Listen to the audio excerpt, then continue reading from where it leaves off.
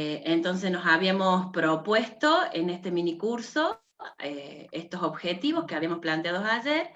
Hoy vamos a retomar un poquito lo que habíamos visto en el encuentro de ayer para continuar con las etapas que siguen. Recordemos entonces que comentamos ayer que los modelos de ecuaciones estructurales tienen dos componentes, uno que tiene que ver con el modelo de medida y otro con el modelo estructural. Entonces, habíamos comentado que en el modelo de medida tenemos que tener en cuenta, digamos, un par de cosas. Por un lado, los indicadores o las variables que miden esta variable latente o este constructo, y por otro lado, las relaciones de covariación entre las variables latentes que están considerando en nuestro modelo. ¿Sí? Consiste en realizar un análisis factorial confirmatorio a los fines de poder, digamos, determinar esto, qué indicadores miden cada latente y las covariaciones entre estas variables latentes si resultan ser significativas o no. Y luego un segundo componente que habíamos dicho que es la parte estructural, que representaba de alguna manera las relaciones estructurales entre las variables latentes propuestas.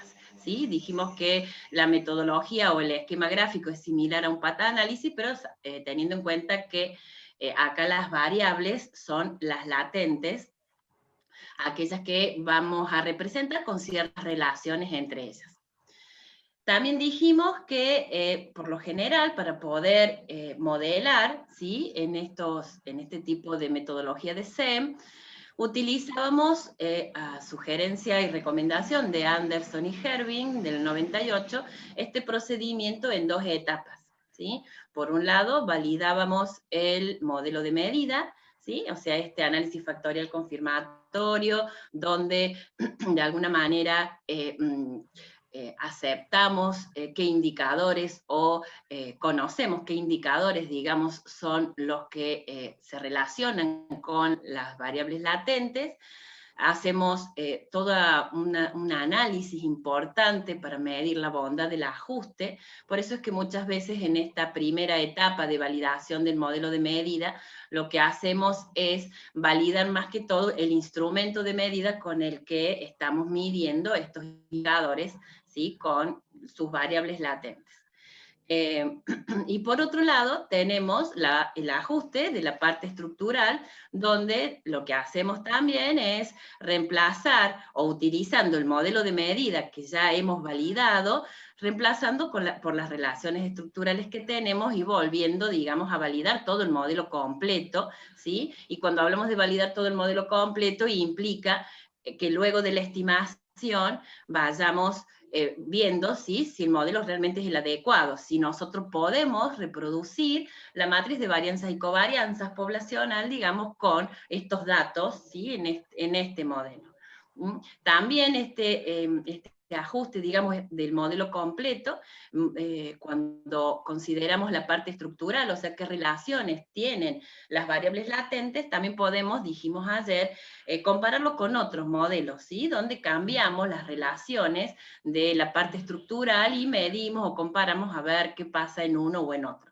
Por supuesto, siempre, y sin olvidar, que debemos tener un buen sustento teórico a la hora de representar las relaciones entre las variables.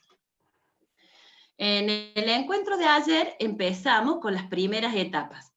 Hablamos un poco de la especificación del modelo, de la identificación, la evaluación de la calidad de la base de datos, y hoy nos vamos a dedicar a ver las etapas siguientes de la estimación de parámetros, de evaluar la bondad del ajuste, reespecificación del modelo si fuese necesario, y luego todos estos conceptos los vamos a integrar en un ejemplo, ¿sí? Para que veamos cómo va procesando Stata y a la vez vamos a ir viendo, digamos, concluyendo respecto a todas estas cosas que hemos mencionado. Bien. Bueno, pasemos entonces hoy a comentar cómo es la etapa de la estimación, ¿no? En cada uno de los dos pasos del procedimiento que hemos descrito, es decir, por un lado, para el modelo de medida, y por otro lado, para el modelo estructural completo, ¿sí? En estos modelos de ecuaciones estructurales, recordemos, como decía Patricia, que el objetivo es tratar de representar lo más posible la matriz de varianzas y covarianzas, ¿no?, entre las variables, ¿sí? Y la gran diferencia que hay con otros tipos de metodologías es que lo que buscamos minimizar entonces es una diferencia, son los residuos, ¿sí?, pero entre los valores no entre los valores pronosticados a nivel individual, como haríamos en una regresión, ¿no es cierto?, sino entre las covarianzas observadas en la muestra y las covarianzas que podamos proyectar nosotros en base al modelo estructural, ¿sí? O sea que los residuos se calculan en base a diferencias de covarianza, ¿sí?, no en base a diferencias de valores de las variables dependientes o endógenas del modelo, ¿sí? Por esto, como comentamos también ayer, es que a estos modelos se los conoce también como modelos de estructura de la covarianza, ¿sí? La hipótesis básica, la hipótesis fundamental, es que, como decimos acá, ¿no?, si el modelo es correcto, si el modelo es apropiado, es adecuado, el modelo propuesto por la teoría, ¿no?, esta matriz de varianzas y covarianzas poblacional puede ser reproducida, ¿no?, a partir de una combinación de los parámetros del modelo, ¿sí? Porque si bien nosotros estamos trabajando con la matriz de varianzas y covarianzas, vamos a tener que estimar los caminos, ¿no?, ya sea tanto los estructurales en el segundo paso, como las cargas factoriales de la parte del modelo de medida, ¿sí? ¿Y cómo hacemos para conectar una cosa con la otra, la matriz de varianzas y covarianzas, con esos parámetros del modelo, ¿no? Veámoslo a continuación. En símbolos, la hipótesis es que esta matriz de varianzas y covarianzas, ¿no?, poblacional es igual, ¿no?, a esta matriz observada, ¿sí?, en base a la muestra, que vamos a tratar de expresarla en función de los parámetros contenidos en este vector de parámetros, porque eran muchísimos, ¿no es cierto? ¿Se acuerdan? Estos modelos suelen ser modelos de muchos parámetros. Tenemos las cargas factoriales, los caminos estructurales, las varianzas, ¿sí?, covarianzas que pudiéramos tener, ¿no es cierto? O sea que es un gran vector de parámetros. Por poner un ejemplo muy sencillo, ¿no?, como para poder entenderlo mejor. Supongamos que tuviéramos un modelo de regresión lineal simple, que en definitiva es un caso particular de un modelo de ecuaciones estructurales, ¿no? Supónganse que Y, ¿no?, está explicado por una sola variable explicativa, X, ¿no?, sin intercepto, incluso para hacerlo más sencillo, y un término de error aleatorio. En los términos que vimos ayer, esto sería como si tuviéramos a Y recibiendo dos flechas, ¿no?, por un lado de X, que puede ser, en un modelo típico de ecuaciones estructurales, sería la latente, ¿no?, e Y sería la indicadora, pero no necesariamente tiene que ser así, porque estos modelos también admiten trabajar con variables que sean todas observadas, ¿no? Es un caso particular de este modelo S, ¿no? Y un error de otro lado, ¿no? Recibiría efectos de X y de el error aleatorio, ¿no? O sea que es un caso muy, muy simple de una sola regresión, ¿no?, en nuestro modelo de ecuaciones estructurales. En este caso, ¿cuál sería la matriz de varianzas y covarianzas entre los valores observados de, supónganse que, como en una regresión común, las dos fueran observadas, ¿no? X e Y fueran variables observadas, como en regresión, ¿no? Tendríamos una matriz de 2 por 2, en la diagonal principal las varianzas de cada una de estas dos variables observadas, y fuera la covarianza, ¿no?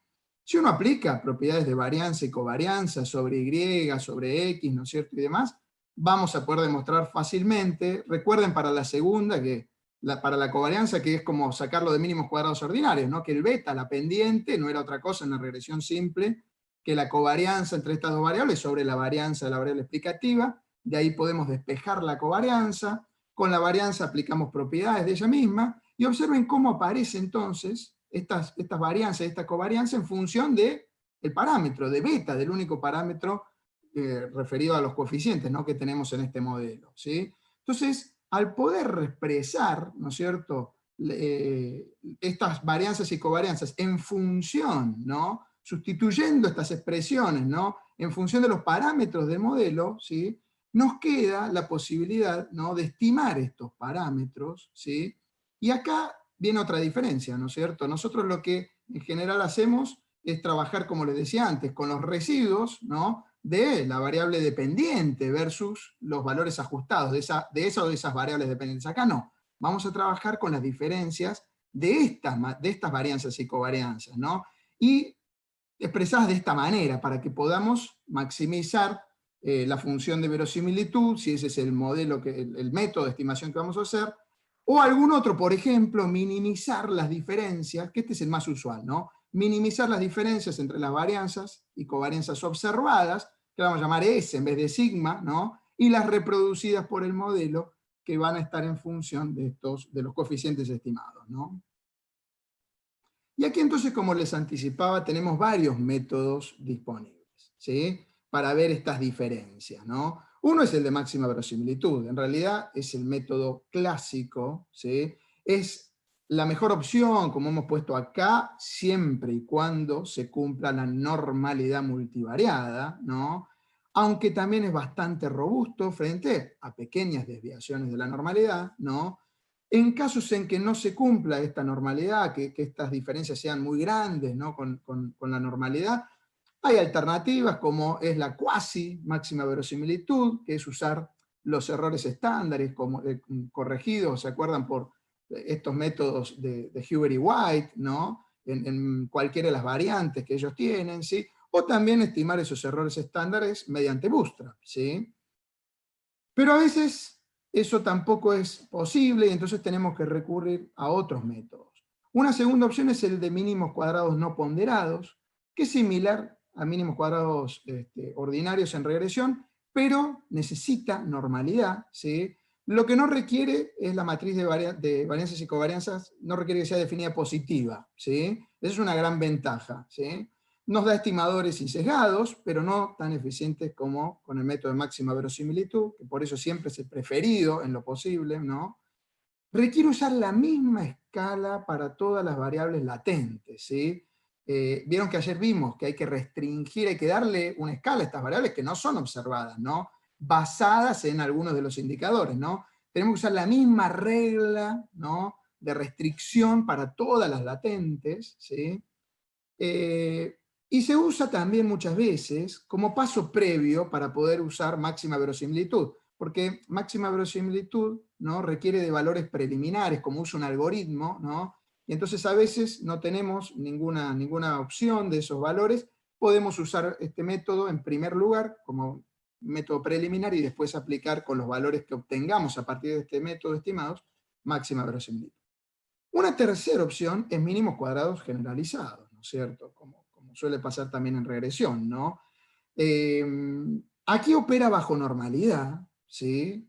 Opera bajo normalidad, pero no requiere que las variables tengan la misma escala, a diferencia del método anterior, del mínimos cuadrados no ponderados, ¿sí? Y una gran ventaja desde el punto de vista del cómputo informático, ¿no? Aunque cada vez esta diferencia es menor, ¿no? En la medida que han ido avanzando la velocidad de cálculo, ¿sí? La tecnología en general, esta diferencia ya casi no se nota, ¿no? Pero bueno, este método insume mucho menos tiempo de cálculo que los dos anteriores, ¿sí? Antes este era mucho más preferido, ¿no? Cuando las computadoras tardaban lo que... Bueno, con estos modelos siguen siendo procesos lentos igual, ¿no? Cuando uno trabaja con muchos datos y muchas ecuaciones y parámetros, ¿no? Pero bueno, como les decía antes, la diferencia cada vez es menor y casi imperceptible, ¿no? Por último, tal vez el más usado, ¿no? Aunque está acá en último lugar, sería el último que uno recomendaría, pero en la práctica es realmente el más usado, está mínimos cuadrados ponderados, ¿sí? Que también es conocido como el método de distribución asintóticamente libre, el ADF, ¿no? Porque no requiere normalidad, ¿sí? Y esto es muy frecuente, que nuestros datos, que nos enfrentemos con datos, ¿no? Que no cumplan la normalidad, ¿sí? Pero la desventaja, ¿cuál es? Que requiere muchísimas observaciones, ¿no? Se habla de un mínimo de entre 200 y 500, pero hay como un número dorado en esto que es el 500, ¿no? Muchas veces por debajo de 500 aparecen estos problemas de convergencia muy frecuentes con este método de distribución asintóticamente libre, ¿sí? Es ideal cuando tenemos variables observadas que son ordinales, por ejemplo, como decía ayer Patricia, el típico caso de usar ítems de escala Likert, ¿no? Y entonces, sobre todo si son pocos los puntos de esa escala, ¿sí? Si son 5, 4, ¿no? No tanto cuando son un mayor número, en donde ahí entonces se logra como mayor continuidad para la variable, en especial si, como decía Patricia ayer, por ahí no se respeta la normalidad, pero sí las distribuciones siguen siendo bastante mesocúrticas, ¿no? E incluso también para el caso de variables dicotómicas, ¿no? Y entonces recurrir a matrices de correlación tetracóricas, ¿sí? Y también las otras, ¿vieron? Donde hay otras opciones, ¿no? Como son las matrices también de correlaciones poliseriales, ¿sí? Y las policóricas en general, ¿de acuerdo? ¿Sí? Entonces, en ese caso, es el método más frecuente, el más utilizado de estos que acabo de mencionar. ¿Cuáles son las diferencias desde el punto de vista más de cálculo matemático, digamos, ¿no? Que usan diferentes funciones de ajuste, claramente, ¿no es cierto? Fíjense que en cada una de estas, obviamente que interviene la diferencia esta entre la matriz observada, ¿no? Por nosotros en la muestra y la matriz que estamos reproduciendo con los coeficientes o los parámetros en general estimados por el modelo, ¿no? Siempre aparece esta diferencia con con algunos cambios según cuál sea el método que podamos utilizar, ¿sí? En el caso particular de que utilicemos estas variables, como les comentábamos recién, observadas ordinales o categóricas, que sobre todo en el caso de las ciencias sociales es lo más frecuente, ¿sí? Ayer comentábamos que estos modelos tienen mucha aplicación, por ejemplo, en la psicología, en educación, ¿sí? En marketing, ¿no? En donde la mayoría de las veces están basados, ¿no? en diseños, ¿sí? De encuestas o diseños de muestras que han utilizado cuestionarios en donde estas variables son de este tipo, ¿sí? Ordenales o categóricas, ¿no? Por poner un ejemplo muy concreto, yo trabajo mucho con pobreza, ¿no? Para poder estimar la pobreza en Argentina se usa la encuesta permanente de hogares y los indicadores que uno tiene para eso disponibles son todos categóricos, ¿sí? ¿Tiene la vivienda techo o de buena calidad o no tiene techo? ¿Tiene baño o no tiene baño? ¿Sí? ¿Tiene cocina o no tiene cocina? Todas las variables son categóricas y dicotómicas para colmo, ¿no es cierto? ¿Sí? Así que, reitero, este tipo de variables son las más usadas, ¿no? En educación o en psicología es típico que sean en escala Likert, ¿no? Típico en ese tipo de, trabajar con ese tipo de cuestionarios que incluyen este tipo de variables, ¿no? Bueno, en este caso particular, ¿sí? Si los indicadores de cada una de las latentes, ¿no? Son medidas aisladas entre sí, ¿qué queremos decir con esto? ¿Sí? Que cada uno de los indicadores, ¿sí? En realidad es un indicador que está diseñado especialmente para captar una faceta de esa latente, ¿sí? Cada variable latente puede tener distintas facetas, ¿no? Uno, por ejemplo, en el caso de la pobreza, uno puede estar pensando en la pobreza de tipo monetaria, ¿sí? O puede estar pensando en los problemas que hay asociados a la educación, ¿sí? O la falta de alguna capacidad, ¿no? Son distintas facetas de un mismo constructo, ¿no? Si realmente sucede eso, tratan de medir dimensiones diferentes, ¿no? De la misma variable latente, ¿sí? En ese caso se recomienda mucho entonces, especialmente, no usar máxima verosimilitud, ¿no? Aunque uno usar ordinales con muchos puntos y pareciera que se aproximan a distribuciones normales, ¿no? Sino que se recomienda usar algún método que tenga más en cuenta esta falta de normalidad, aunque nos parezca que se aproxima a la normalidad, ¿sí? En el caso particular de que los indicadores sean un conjunto similar de variables en escala Likert o parecida, la mayor recomendación en estos últimos tiempos es parcelarizar. ¿Qué significa esto? Sobre todo también, no solamente cuando no haya normalidad, ¿no? También cuando tengamos muchos indicadores, ¿se acuerdan que ayer decíamos, ¿no? En análisis factorial es al revés, recomendado que uno para cada latente tenga un montón de indicadores. Cuanto más indicadores, en general, más posibilidades de tener una buena consistencia interna, ¿no? Mejores alfa de Cronbach, ¿no? Siempre y cuando no tengamos valores, indicadores redundantes, ¿no? Tampoco pasarse, ¿no? Pero en modelos de ecuaciones estructurales había un límite, ¿no? Tampoco bueno tantos indicadores, empezamos a tener muchos problemas de convergencia y de estimación. Entonces, cuando, ya sea por falta de normalidad, ¿sí? O porque para cada latente tengamos muchos indicadores, se recomienda esta solución que consiste en agrupar indicadores, ¿sí? Es decir, juntar grupos de indicadores y con ello formar uno solo, ¿sí? Que combine a ese grupo de indicadores, ¿de acuerdo? Reducir el número de indicadores de cada latente, ¿sí?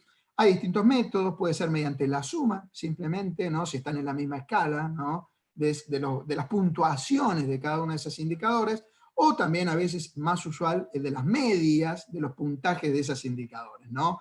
A veces también yo recomiendo más usar regresión ponderada, ¿no? No usar una medida simple, en definitiva, ¿no? Para combinar estos indicadores, sino aprovechar la información del análisis factorial que nos dice cuáles son las cargas, quién pesa más sobre cada latente, ¿no? Y entonces usar esos coeficientes para ponderar de una manera más adecuada la media, ¿sí? Y de esa manera tener una mejor agrupación, ¿sí?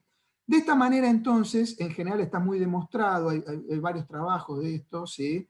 Que se logra, se fuerza un poco más, ¿no? La normalidad, ¿sí? Sobre todo si uno usa algunos trucos muy recomendados también en la literatura, que es combinar, ¿no? Por ejemplo, indicadores que tienen una kurtosis positiva con un indicador que tiene una kurtosis negativa, ¿sí? O al revés, ¿no?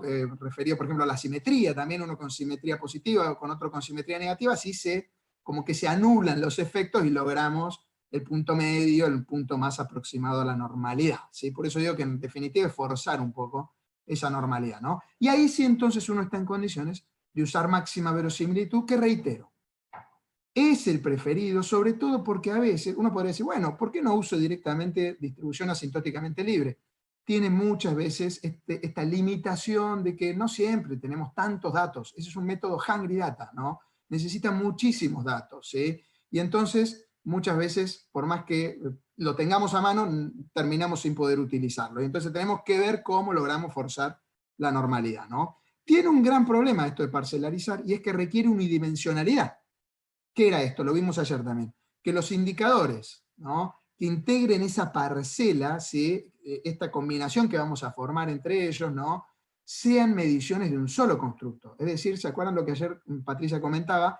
Que formen un análisis factorial convencional, no donde algunos indicadores en realidad saturen en más de un factor, en más de una variable latente, ¿no? En modelos en donde estos indicadores sean manifestaciones de más de una variable latente, ¿sí? Entonces, para poder aplicar esta parcelarización, hace falta modelos de análisis factorial convencional, ¿sí?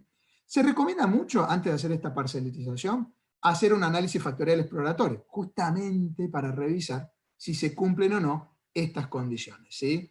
El agrupamiento también puede ser aleatorio, ¿sí? No necesariamente dirigido, digamos, ¿no? O por contenido similar. ¿Esto de contenido similar a qué me refiero? Sobre todo si uno ve que hay grupos de indicadores que sirven para medir determinada dimensión, ¿no? Si el modelo es de la latente, digamos, multidimensional, ¿sí?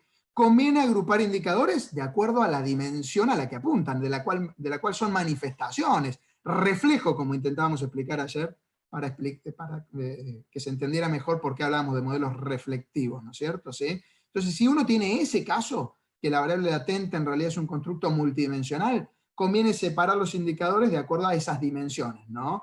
¿Sí? Esa es la mejor para mí, es el método que mejores resultados, por lo menos en nuestro caso, ha dado, ¿sí?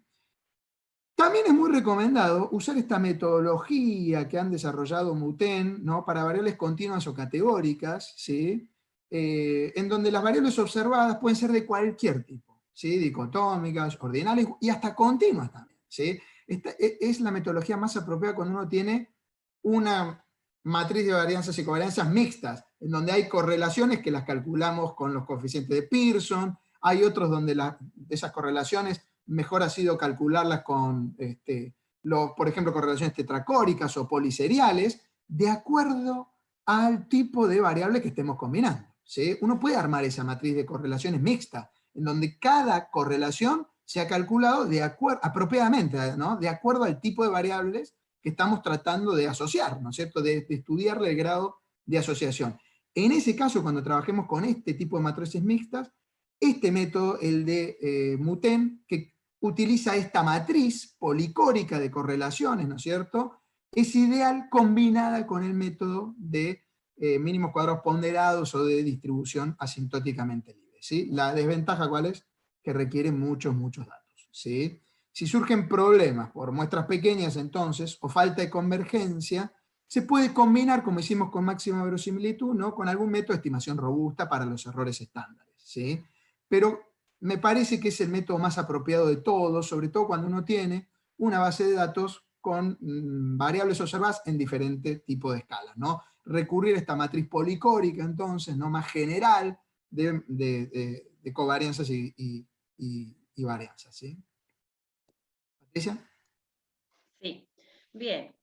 Una vez que estimamos el modelo, entonces podríamos empezar a analizar si ese ajuste que hemos realizado realmente es el adecuado, y entonces vamos a ver qué hacemos para evaluar el ajuste del modelo. Por un lado, observamos los coeficientes si han resultado ser significativos, así como lo hacemos en un modelo de regresión, ¿sí? Entonces, ver si las relaciones entre variables han resultado significativas, si las covarianzas entre las variables latentes o las que fueren son significativas. Entonces, eso es lo primero que vamos a mirar. Y luego se suelen analizar una serie de medidas de bondad de ajuste que son muchas, la literatura tiene muchísimas, según el autor hay de distintos tipos, por lo general se reúnen como en 3 grandes grupos, y se suelen, digamos, calcular estas diferentes medidas y tomar un conjunto de ellas que si cumplen con ciertos valores de referencia, ya vamos a ver algunas en particular, podríamos decir que es un buen ajuste o un ajuste aceptable, y entonces concluir con que el modelo que ha presentado estas medidas adecuadas es un buen modelo y, digamos, culminar de alguna manera con el proceso de modelización que estábamos realizando. Estas medidas de bondad de ajuste se, digamos, clasifican o existen en 3 grandes grupos: medidas más de tipo absolutas, que valoran los residuos, son como medidas de ajuste global, digamos, del modelo. Luego hay un conjunto de medidas que son comparativas o de ajuste incremental, que lo que hacen es comparar el ajuste del modelo que nosotros hemos estimado con otros modelos que uno supone que tienen un ajuste peor, y entonces ver en esa comparación si realmente nuestro modelo es mejor.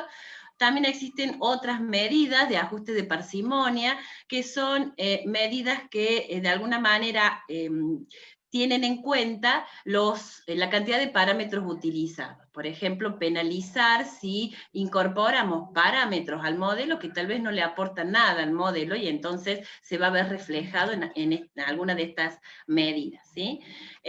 Según Ruiz, y esto es así realmente, una medida por sí sola no nos va a aportar toda la información necesaria para la evaluación del ajuste. Entonces, se analizan un conjunto de medidas, varias, en este. Se te fue el audio, Patricia. ¿Ahora sí? Ahí está. Listo. ¿Cuáles son las medidas más importantes que uno va a mirar? Podés pasar, Adriana, a la siguiente. Las medidas, digamos, más comunes que uno analiza tienen que ver con que cuando estimamos el modelo se reporta un estadístico chi cuadrado con los correspondientes grados de libertad del modelo y el p-valor correspondiente, en donde en realidad es un ratio de verosimilitud, porque el estadístico chi cuadrado que se presenta tiene que ver o está comparado, digamos, con un modelo saturado que no tiene grados de libertad, y entonces nos da un p-valor para rechazar o no la hipótesis nula. La hipótesis nula es que nuestra matriz de covarianzas, digamos, se pueda reproducir la poblacional con los datos de nuestra muestra, o de otra manera decir que los errores o los residuos sean nulos. Por lo tanto, lo que nosotros pretendemos es no rechazar la hipótesis nula con el modelo. Sin embargo, en muchas aplicaciones esto no se cumple, y justamente los p-valores que encontramos cuando estimamos son valores muy pequeños, menores a los niveles de significación habituales del 5%, del 1%, y eso nos hace rechazar esa hipótesis nula. Y esto se debe particularmente a que este estadístico chi cuadrado es sensible al tamaño de la muestra, y entonces por ahí mientras más grande es la muestra, más vamos a rechazar. Entonces se suele corregir de alguna manera en la práctica, dividiendo este estadístico chi cuadrado con los grados de libertad, encontrando una magnitud que, digamos, según los autores, comparado con determinado valor de referencia, se puede decir que puede ser una medida adecuada de la bondad del ajuste si esa división entre el estadístico chi cuadrado y los grados de libertad resulta ser menor, por ejemplo, a 2, un buen ajuste, o si es entre 2 y 3, que es un ajuste aceptable, aunque hay otros autores que dicen que esa magnitud, si es menor a 5, ya es una buena medida de bondad de ajuste, ¿sí? Entonces, se reportan ambas cosas. También se pueden analizar en los índices comparativos, como por ejemplo el CFI, que es el índice de ajuste comparativo, o el índice de Tucker-Lewis, que también se lo llama índice de ajuste no normalizado, o el índice de bondad de ajuste, GFI. Por lo general uno los conoce ya por esas siglas, porque en toda la literatura uno ya habla de esos, digamos, de estas medidas con esa denominación. Lo que va a hacer en estos casos es comparar nuestro modelo con modelos que podrían tener peores ajustes, o sea, con un modelo independiente, en el caso del CFI, un modelo donde no hay relación entre los indicadores y la latente, o con este modelo de Tucker-Lewis, que va a tener en cuenta también la comparación de nuestro modelo con un modelo más bien nulo, corregido por los grados de libertad, o el índice de bondad de ajuste, que es un poco la covarianza explicada por el modelo, ¿sí? Lo que va a medir. En todo este conjunto de indicadores, uno pretende encontrar valores elevados, lo más cercano posible a 1, porque de eso estaría indicando un buen ajuste, ¿sí? Después les voy a contar un poco los valores de referencia, que también dependen un poco de los autores. Y también tenemos como medidas que van a tener más en cuenta en el caso del RMSEA, la raíz del error cuadrático medio de aproximación, tiene muchos nombres y apellidos estos indicadores. Este RMSEA en realidad es una medida que tiene en cuenta esto de penalizar por la cantidad de parámetros que uno va agregando, y la raíz del residuo cuadrático medio estandarizado, el SRMR, de alguna manera pretende reducir también las correlaciones, y entonces ambos indicadores, ¿sí? Que tiene que ver con error y con residuo, deberían tener valores bajos, ¿sí? Valores pequeños para considerarse buenas medidas de bondad de ajuste. Podemos ver la siguiente. Por ejemplo, tomando esta fuente de estos autores, una de tantas, porque les puedo decir que hay muchísima literatura publicada con respecto a estas medidas de bondad de ajuste, ustedes pueden ver, por un lado, acá las principales, estas que les he mencionado. Está el valor del chi cuadrado, que está reportado, cuando lo veamos en el ejemplo lo vamos a ver bien, en la estimación del modelo, con este p-valor, que es el que uno debería tener como un valor más elevado. Si el ajuste fuese bueno, este p-valor tiene que ser mayor al 0,05. Y si el ajuste es aceptable, este valor estaría entre un 0,01 y un 0,05, teniendo en cuenta estos autores con estos valores de referencia, ¿sí? Si dividimos este valor del chi cuadrado sobre los grados de libertad, para un buen ajuste que sea menor o igual a 2, pero si está o es mayor que 2 y menor o igual a 3, el ajuste va a ser aceptable, ¿sí? Y así podemos ir viendo los otros. Por ejemplo, el único indicador que es un poco más confirmatorio que los otros es el RMSEA que vimos recién, que tiene que ser un valor pequeño, y si es entre 0 y 0,05 es un buen ajuste, mientras que si está mayor a 0,05 hasta 0,08, un ajuste aceptable. Pero lo que tiene este indicador es que va a reportar un intervalo de confianza, ¿sí? de este estimador que hemos encontrado, donde si bien muchos no lo reportan, la literatura recomienda que es bueno reportar, más que todo cuando se está en los valores, digamos, un poco límite del indicador, porque con el intervalo de confianza uno puede, digamos, el límite inferior estar dentro de estos rangos de referencia, y entonces uno puede utilizarlos, digamos. Y otra de las cosas que también va a reportar el software son los p-valores, estos que si uno hiciera un test donde el valor de este indicador sea menor a 0,05, entonces va a reportar un valor de probabilidad para rechazar o no rechazar esa hipótesis nula, sabiendo que un buen ajuste es que sea menor al 5% o al 0,05 este indicador. Lo mismo para el SRMR, esos valores, si bien cambian un poquito los valores de referencia, porque para que sea bueno, también hasta el 0,05 y del 0,05 al 0,10 será aceptable, pero siempre valores bajos en este tipo de indicadores. Luego ven que hay una lista que está el índice normalizado, el no normalizado, el segundo renglón es el de Tucker-Lewis que contaba recién, el CFI que compara el modelo con un modelo independiente, el GFI que es un índice de bondad de ajuste, y así, en este caso aparece otro, en otros puede haber muchísimos más, con los rangos, ¿no? Siempre más que el 0,95 o 0,97 en algunos casos para un buen ajuste, y si estamos en un poquito menos, pero muy poquito, entre 0,90 y 0,95, 0,95 y 0,97, según el caso, son los valores de referencia que empíricamente, ¿sí?, se han probado y uno viene utilizando para estos modelos.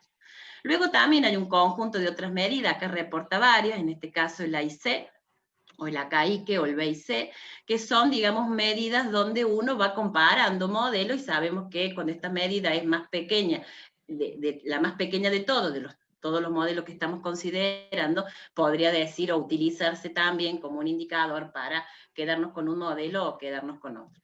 En realidad uno podría decir en esta evaluación del ajuste que si no rechaza la hipótesis nula, de que los errores son nulos y de que hemos podido reproducir la matriz de varianza y covarianza, ya el modelo está estimado, es correcto. Sin embargo, en la literatura se calculan todos los índices, ¿sí?, todos estos otros índices más exploratorios o un poco más confirmatorios, como en el RMCA, y se suelen reportar todos. Y entonces se dicen dos cosas. Por un lado, que hemos no rechazado la hipótesis nula, que hemos explicado por esto del H cuadrado, y que además hemos encontrado estas medidas de bondad de ajuste que confirmarían que el ajuste es adecuado.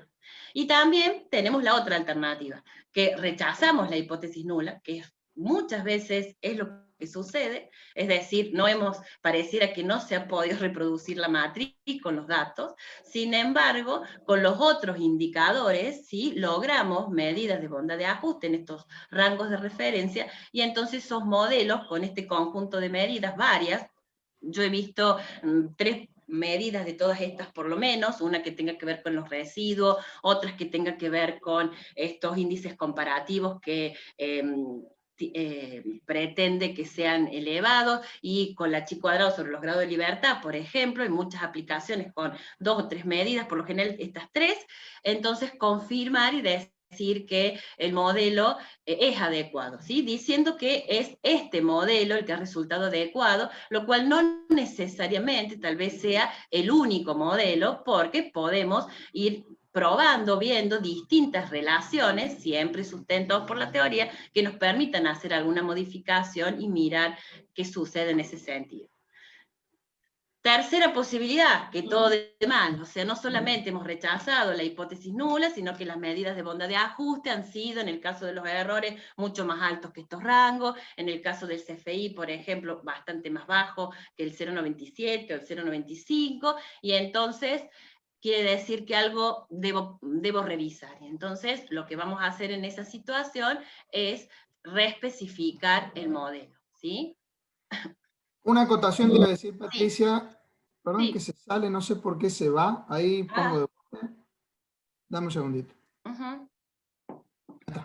Era que algo que suele suceder muchas veces con algunos de estos indicadores es que, claro, ante la falta de normalidad no se los puede utilizar, ¿no es cierto? Algunos de ellos, como el Chi cuadrado, requiere que las variables tengan distribución normal, ¿no?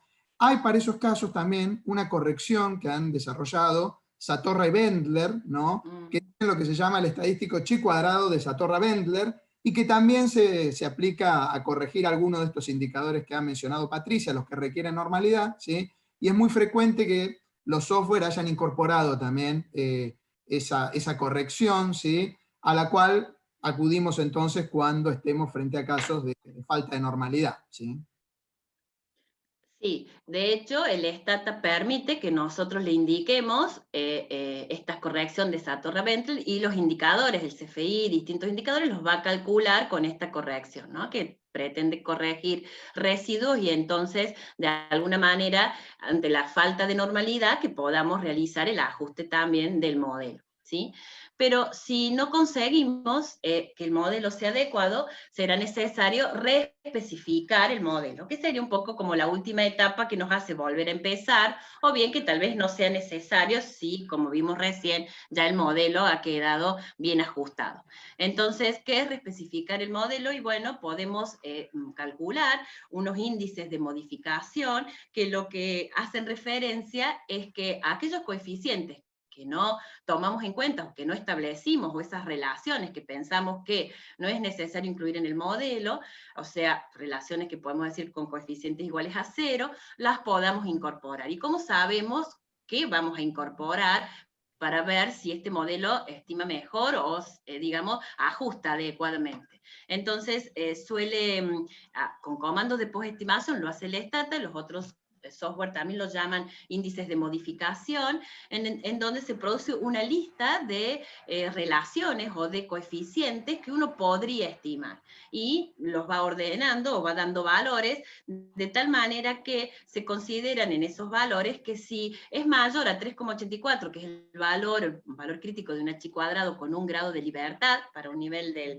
0,05, si el valor es mayor a 3,84, entonces lo que vamos a hacer es, lo que vamos a interpretar es que si incorporamos ese parámetro, vamos a tener una reducción estadísticamente significativa por haberlo incluido ese parámetro. Entonces, podríamos ver en esos índices de modificación cuáles son los parámetros que se pueden agregar, a veces covariación entre los términos de error o otras relaciones entre variables, y es recomendable muchas veces ir agregando de a uno de estos parámetros, ¿sí? O sea, no volverse loco y decir a este me parece que se agrega estos 4, no, ir agregando de a uno, siempre y cuando lo podemos sustentar por la teoría, porque a veces uno podría pensar que debe agregar uno, pero resulta que no está lo suficientemente sustentado para agregar, y entonces puede buscar otro, digamos, para hacerlo, y volver a estimar el modelo, ver las medidas de bondad de ajuste y ver qué sucedió, cuánto mejoró, si hemos podido conseguir las medidas dentro de los rangos de referencia para poder, entonces, digamos, con este modelo reespecificado, culminar con nuestro modelo específico de SEM que estamos haciendo. Ahora en un ejemplo, vamos a tratar de ver todas estas etapas y algunas cositas más para que veamos también cómo lo hace el Stata y cómo vamos a realizar las interpretaciones. Este es un ejemplo clásico en la literatura de modelos de ecuaciones estructurales, ¿sí? Es un modelo que ha sido desarrollado por Wheaton y otros autores allá en el año 77 para poner a prueba la estabilidad de esta variable alienación, ¿sí? Que no es otra cosa, ahí pusimos una nota para que aquellos que no están familiarizados con el término, ¿sí? Que la pérdida de personalidad, ¿sí? o la pérdida de la identidad de una persona, ¿sí? Entonces le decía, es un modelo desarrollado para ver la estabilidad de esta alineación después de 5 años, ¿sí? En el modelo original era entre 1967 y 1977, incluyendo como covariable, ¿sí? Que podía influir tanto en la alienación que la persona tuviera al principio, como en la alienación que tuviera después de a los 5 años, ¿no? A esta variable que es el estatus socioeconómico, ¿sí? Previo, en el año, fíjense, 66, ¿no? Aquí, tanto la alienación en el año 67, como después, 5 años después, como el estatus socioeconómico en el año 66, son consideradas variables latentes, que no pueden ser medidas en forma directa, ¿sí? No pueden ser observadas en forma directa, y para las cuales tenemos una serie de indicadores, ¿no? que nos sirven para medirlos de manera indirecta. En el caso de la alienación, esos indicadores, ¿no? que surgen de cuestionarios de escalas que utilizan los psicólogos, ¿no? especialmente, son la anomia, ¿sí? y la impotencia. La anomia es el estado de desorganización social o aislamiento que tiene un individuo como consecuencia, ¿no? de la falta o incongruencia de seguir las normas sociales, ¿no? Y el de impotencia, este powerlessness, ¿no? Es la falta de fuerza, la falta de poder, ¿no? O de competencia para realizar alguna cosa, o al revés, para ponerle resistencia a algo, ¿no es cierto? Esta resistencia al cambio sería, ¿no? Estos dos indicadores, dicen los psicólogos, sirven para medir indirectamente la alienación, son manifestaciones de la alienación, ¿sí? Y en el caso del nivel socioeconómico, pueden medirse hay muchísimos indicadores, ¿no? Para el estatus socioeconómico. En el modelo este que propusieron Witton y compañía, proponen dos indicadores que son, por un lado, el nivel educativo de la persona, el máximo nivel educativo alcanzado, y por otro lado una variable que ellos llaman el estatus ocupacional, ¿sí? Qué tipo de jerarquía tiene como persona ocupada, ¿sí? Empleada, ¿no?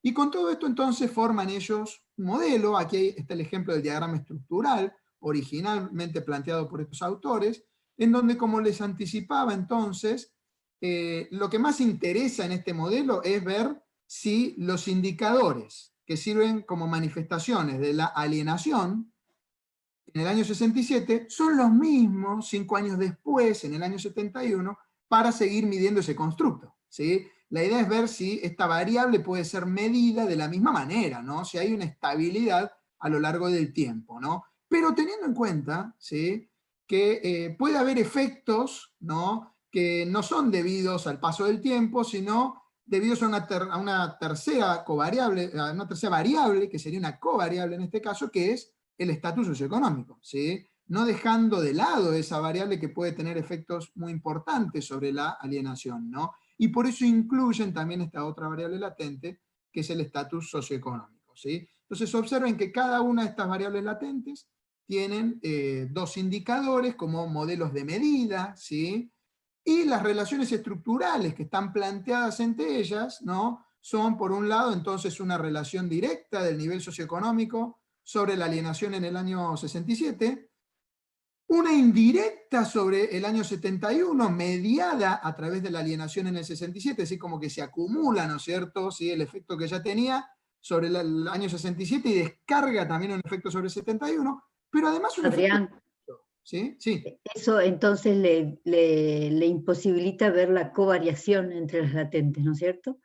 Claro, tal cual, sí, eso es Ahí muy perdés importante. información Enseguida, ¿no? Sí, Pilar, sí, sí. ahí perdés información de lo que podría constituirse un modelo bifactorial, ¿no? Claro, tal cual, sí, sí, así es. Queda solo estructural, digamos. Fíjense que otra particularidad, además de esta que nos destaca muy bien Pilar, es que presenta para cada uno de estos tres modelos de medida, ¿no?, modelos reflectivos, ¿no? Aquí, como vamos a ver enseguida, el modelo reflectivo respecto al nivel socioeconómico, al estatus socioeconómico, claramente podría ser cuestionable, ¿no es cierto? ¿Sí? ¿Quién explica a quién? ¿No es cierto? Bueno, veamos eso enseguida, ¿no? Vamos a ir viendo entonces, en cada uno de estos dos grandes pasos, vieron que hemos definido por el procedimiento Anderson y Hervin, ¿no?, el modelo de medida por un lado y el modelo estructural completo por el otro, cómo se van aplicando estas etapas que hemos descrito anteriormente, ¿sí?, de la especificación, la identificación, la estimación, ¿no?, etcétera, ¿sí?, hasta la reespecificación del modelo, ¿no? Empecemos con la especificación, ¿sí?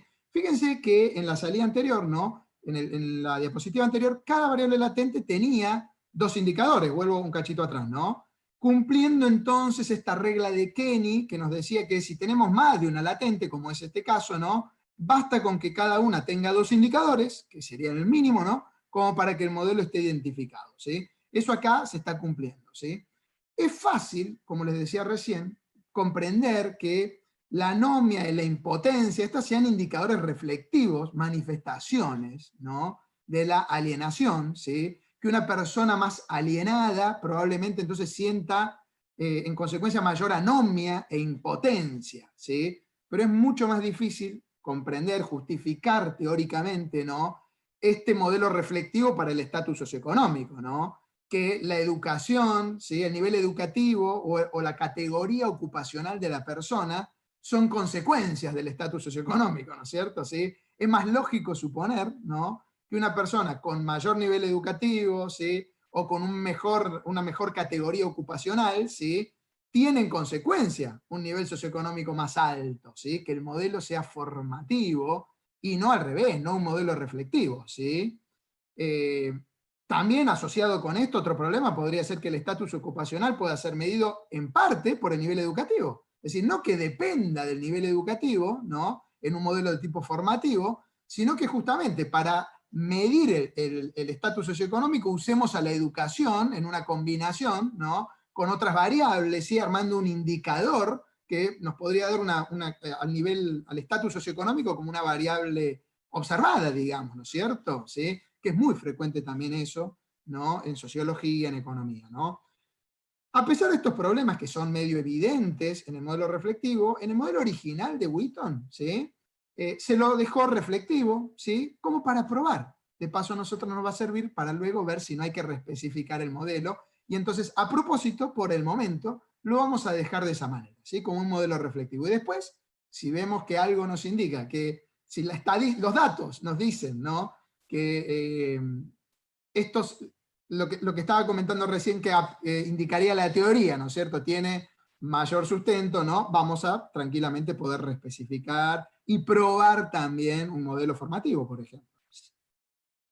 Pasemos a la identificación, como decía, ya vimos que se cumplía la regla de Kenny, ¿no?, que era algo muy importante como primer paso. Pero además también podemos confirmar esto que vimos ayer con Patricia. Tenemos 6 variables observadas, que, vuelvo atrás 2 veces, ¿no?, son los indicadores, los 2 de estatus socioeconómico, los 2 de alienación en el año 67 y los 2 de alienación en el año 71, ¿no es cierto? Entonces esta matriz de varianzas y covarianzas que vamos a poder formar, ¿no?, tiene 21 elementos, ¿sí?, que nosotros vamos a necesitar de alguna manera estimar, ¿no?, que son los de la diagonal principal y uno de los triángulos. El otro triángulo va a ser igual el inferior al superior o el superior al inferior, ¿no?, que son entonces las 6 varianzas de la diagonal principal y las 15 covarianzas que vamos a observar entre estas variables indicadoras, ¿no es cierto? ¿Sí? Son 21 entonces elementos que necesitamos, ¿no? Si fijamos a uno que vamos a disponer, digamos, ¿no? Acuérdense que Patricia ayer también decía que es muy frecuente en este tipo de modelos, ni siquiera necesitar los valores de cada individuo, observados para estos 6 indicadores de cada individuo, sino trabajar directamente con el insumo de la matriz, esta de varianzas y covarianzas, ¿no? Vamos a tener entonces 21 datos. Sí, es muy frecuente aquí referirse a los datos como a la cantidad de elementos que tiene esta matriz, ¿no es cierto?, para nosotros, ¿no? ¿Sí?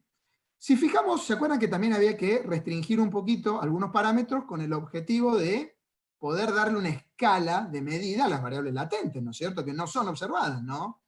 Lo más usual, como también explicaba Patricia ayer, es fijar igual a 1 la carga factorial del primer indicador de cada variable latente, ¿sí? En este caso, ¿se acuerdan? Vuelvo atrás, sería de anomia 67 para alien 67, de anomia 71 para alien 71, y de educación para el estatus socioeconómico, ¿no es cierto? ¿Sí?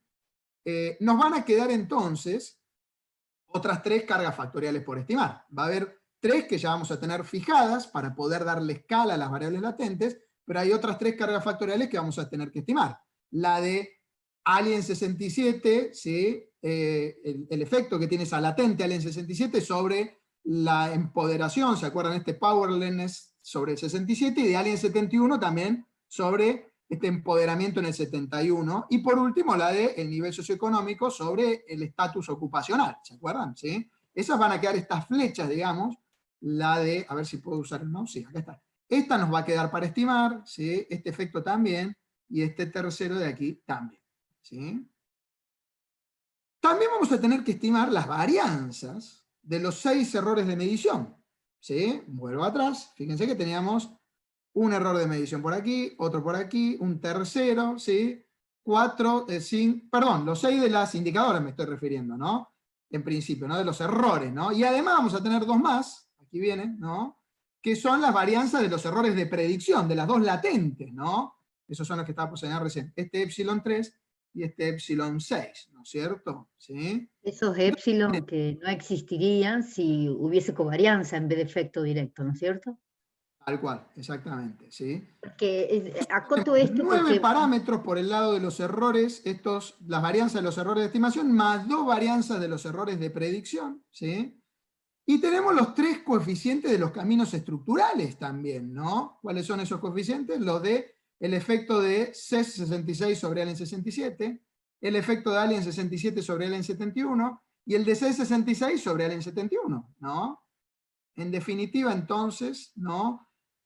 Vamos sumando más parámetros, ¿no es cierto? Los 9, ¿sí? de las varianzas de los errores de medida, digamos, ¿no? Las 2 varianzas de los errores de predicción, los 3 coeficientes de los parámetros estructurales del modelo, ¿sí? Y también la varianza de la latente exógena, ¿sí? De C66, ¿no? En total, son 6 parámetros a estimar debidos a la parte estructural, ¿no? En resumen, tenemos nosotros 21 datos, ¿sí? Que son estas varianzas y covarianzas presentes en la matriz de varianzas y covarianzas observada, ¿sí? Y tenemos, ¿no es cierto?, por un lado, 15 parámetros a estimar, 9 debidos al modelo de medida y 6 debidos a la parte estructural exclusiva del modelo, ¿sí? Los grados de libertad entonces van a ser estos 21 menos 15 igual a 6 grados de libertad, ¿no es cierto? ¿Sí? Fíjense entonces que tenemos, como este número, como decía ya Patricia, mayor a 0, ¿no es cierto? Tenemos un modelo sobreidentificado, ¿no es cierto? Tenemos más datos de los que necesitamos, ¿sí? Entonces, Adrián, antes de que continúe, me parece que Pilar querías acotar algo de esa parte, de esto. perdón, dale Pilar, sí, sí. No, ¿Estás yo ahí? nomás para reforzar eso, porque hay muchos Sí, sí. libros, inclusive desde el enfoque generalizado, se toma a la latente casi como un sinónimo con un componente aleatorio, ¿no?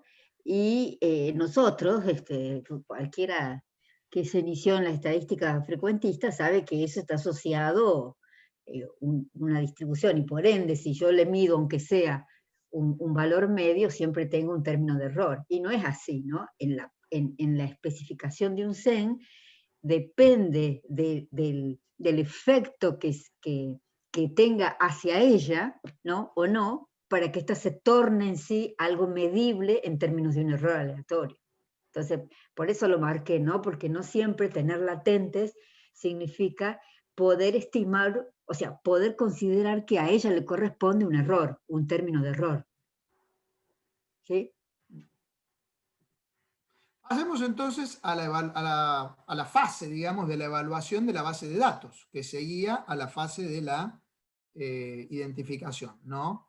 En el caso particular de este ejemplo, que la base de datos está disponible para todo el mundo, si después les interesa les pasamos, ¿no?, el link, ¿no? No se contaba justamente con los datos a nivel individual, con los microdatos, ¿sí?, para cada uno de los individuos de las personas, sino que teníamos raw data, es decir, la matriz, ¿sí?, de varianzas y covarianzas entre estas indicadoras, entre estas 6 indicadoras que tenemos en el ejemplo, ¿no? Entonces disponemos de la matriz de correlaciones, ¿no? Entonces no podemos evaluar algunas cosas que usualmente en esta fase se evalúan, como por ejemplo la normalidad de cada una de estas indicadoras, ¿sí?, si hay o no presentes datos atípicos, extremadamente altos o extremadamente bajos, ¿no?, la simetría y la curtosis de cada una de estas. ¿Se acuerdan que decíamos que, bueno, por ahí normalidad no, pero aunque sea una curtosis media, ¿no es cierto? Todo eso no lo vamos a poder hacer. Desde ese punto de vista la evaluación es bastante limitada, ¿no es cierto? Si uno dispusiera entonces de una base con los microdatos, sí se puede hacer todo esto. En este caso particular no se puede hacer, y a veces es una desventaja, ¿no es cierto? Eso. Pero lo que sí podemos hacer es explorar esa matriz, ¿no es cierto?, y ver algunas otras cosas. Por ejemplo, en primer lugar, observar el tamaño de esa muestra y examinar las correlaciones, ¿no es cierto? ¿Se acuerdan que habíamos dicho que en este tipo de modelos se espera que haya correlación entre las indicadoras, ¿no es cierto? ¿Sí? Si no, no van a poder ser medidas de una variable latente, ¿no? Entre ellas tiene que haber covariación. Pero por supuesto, tampoco puede ser esa covariación demasiado alta, porque si no tendríamos indicadores redundantes. Por lo general, ¿no?, como decimos por aquí en uno de estos puntos, ¿sí?, esperamos que no haya correlaciones mayores, aquí también, ¿no?, hay autores y autores, ¿no? En general hay cierto consenso, mayor a 0,80, mayores a 0,85, ya indica que hay indicadores redundantes y que habría que ir sacando, de la misma manera que indicaba recién Patricia para el caso de la reespecificación, por lo menos de a un indicador, ¿no?, e ir probando a ver cómo va quedando esa matriz de correlaciones, ¿no? El tamaño de muestra acá era lo suficientemente grande, ¿se acuerdan que habíamos hablado? Mínimo de 200, ¿no? Un ideal de 500, acá tenemos 932, aunque no viéramos, ¿sí?, a los individuos, no teníamos las observaciones de cada individuo, pero sí sabemos que en este ejemplo esa matriz había sido construida a partir de una base de 932 individuos, ¿no? Se cumple también esta regla de tener más de 10, ¿no?, por variable observada, ¿sí? Así que están dadas todas las condiciones desde el punto de vista del tamaño de la muestra, ¿no? Tampoco había problemas cuando examinamos entonces la matriz de correlaciones, no había ninguna correlación extrema mayor a este 0,85, que es el más exigente, digamos. Algunos autores van hasta 0,90, ¿no? Yo creo que es mejor trabajar con un poquito menos, ¿sí?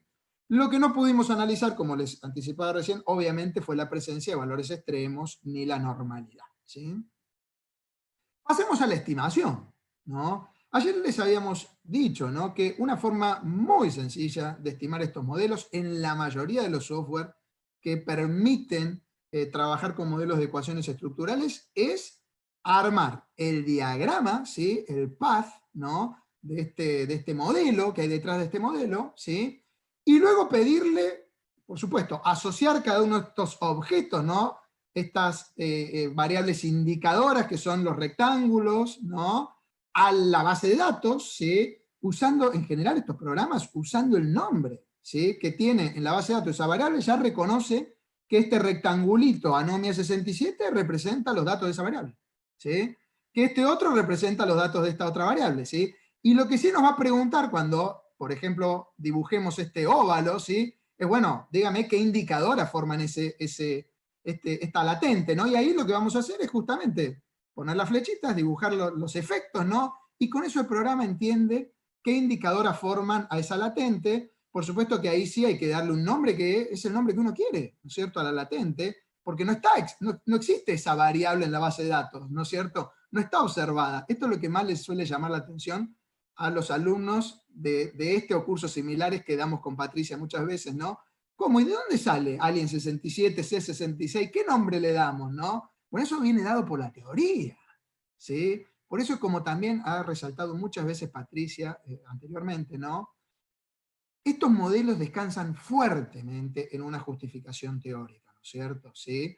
Y después, por supuesto, en la interpretación, si uno ha tenido que hacer, como es muy recomendable, ¿no? Muy recomendable. Hay toda una modelización con ecuaciones estructurales, ¿sí?, que es el llamado exploratory Zen, ¿sí? Cuando uno no tiene mucha teoría detrás, también se puede aplicar esto, pero obviamente antes hay que hacer análisis factorial exploratorio, ¿no?, para ver realmente qué constructos estamos proponiendo, relacionar, ¿no?, y si los indicadores que tenemos realmente, ¿sí?, miden esos constructos, y después, por más que no tengamos demasiada teoría detrás, va a haber que interpretar esos constructos que nos han quedado identificados, ¿no es cierto?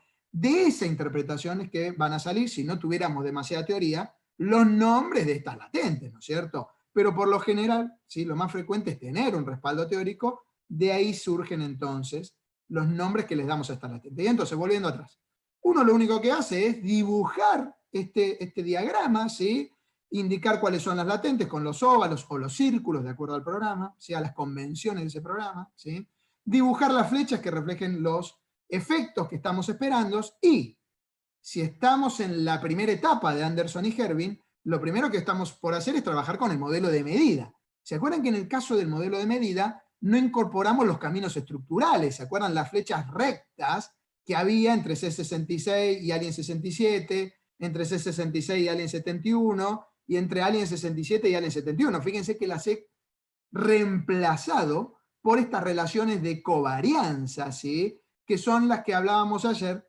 se usan para el modelo de medida. Una vez que este modelo de medida esté validado, entonces, recién sí vamos a pasar a validar el modelo estructural, y vamos a reemplazar estas relaciones, estas curvas, estas covarianzas, ¿no?, por líneas rectas dadas por el modelo teórico, ¿sí?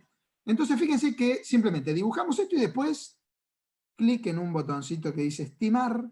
Si uno quiere, tiene muchísimas opciones, ¿no? Por ejemplo, el método de estimación, ¿sí?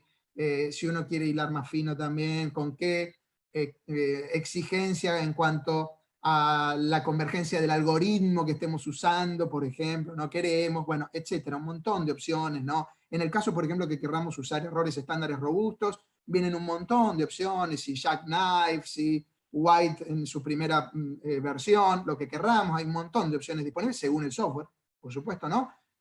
Y por último, aceptar, ¿no? Y aparece en el mismo diagrama ya cada uno de los coeficientes estimados, de los caminos, de las cargas factoriales, de las varianzas, ¿sí? Con estos numeritos que acompañan, que suelen estar al costado, ¿no? De las flechas, ¿sí? O de los círculos, para el caso de las varianzas de los errores, ¿sí? Cuando tenemos adentro de los cuadraditos son las varianzas de las variables observadas, no estimadas, en base a la muestra, ¿sí?